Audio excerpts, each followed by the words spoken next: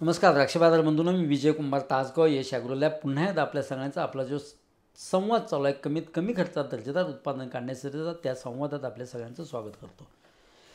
बागायतदार बंधूंनो, आपण आत्तापर्यंत चर्चा करत आलो 40 दिवसापर्यंत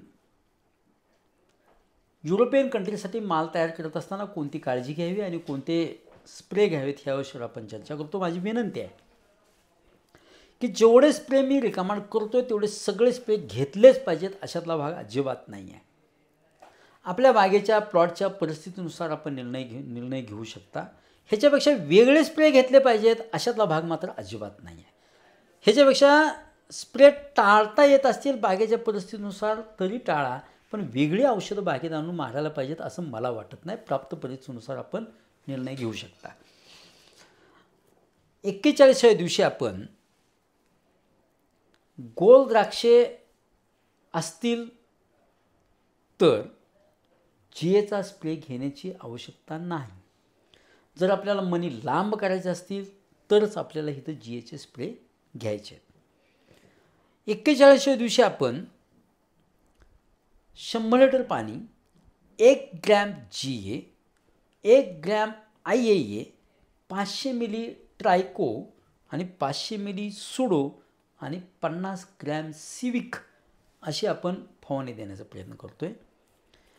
42व्या दिवशी शक्यतो आपण स्प्रे टाळतो आहे. गरज असेल तर ट्रायको सोडो घ्या, अन्यथा थंडी आहे, फारशी आवश्यकता वाटत नाही. 43व्या दिवशी आपलं 50 ते 60% फ्लॉवरिंग येतं आहे. अजून एक गोष्ट क्लिअर करतो, फ्लॉवरिंगमधील जीएचे स्प्रे आपण गोल द्राक्षेसाठी सुद्धा घेतले तरी चालतात. वेगळ्या व्हिडिओमध्ये मी हा संवाद साधला आहे.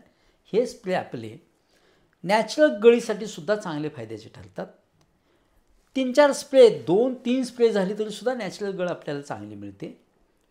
लांब मण्यासाठी मात्र हे सगळे स्प्रे घेण्याचा प्रयत्न करा, पण जर वातावरण बदललं किंवा गळ जास्त उत्या वाटलं तर फ्लॉवरिंगमधील जीएचे स्प्रे बंद करा.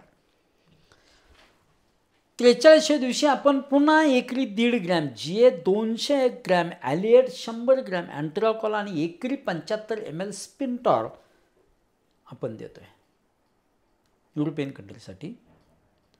ह्याच्यात ॲलिएट आणि अँट्राकॉलची गरज असेल तर स्प्रे घ्या, गरज नसेल तर स्प्रे टाळा. त्याच्याऐवजी पुन्हा एखादा साधा मॉलिक्यूल घ्या किंवा ट्रायकोसुडो घेतला तरी चालेल. खर्च विनाकारण नको अशासाठी म्हणतो, पण गरज असेल तर मात्र घ्या.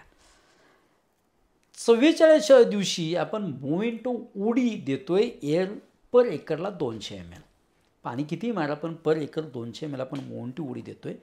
45व्या दिवशी आपण अंदाजे फ्लॉवरिंग जवळजवळ 7 ते 70-75% गेलेलं असतं.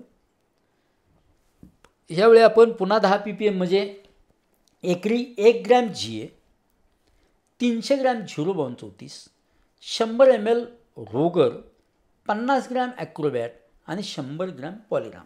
इथं ॲक्रोबॅट आणि पॉलिरामची फवारणी गरज असेल तर करा, थंडी खूप असेल तर अजिबात करू नका.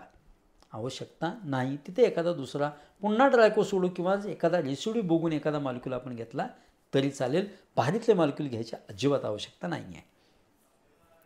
ह्याच दरम्यानच्या काळात जर आपल्याला मनी लांब करायचं असेल तर जमिनीतून ह्या काळात 5 kilo zinc sulphate, 3 kilo S magnesium sulphate, 1 kilo boron एसचं घ्या आणि गरज असेल तर 3 किलो युरिया द्या.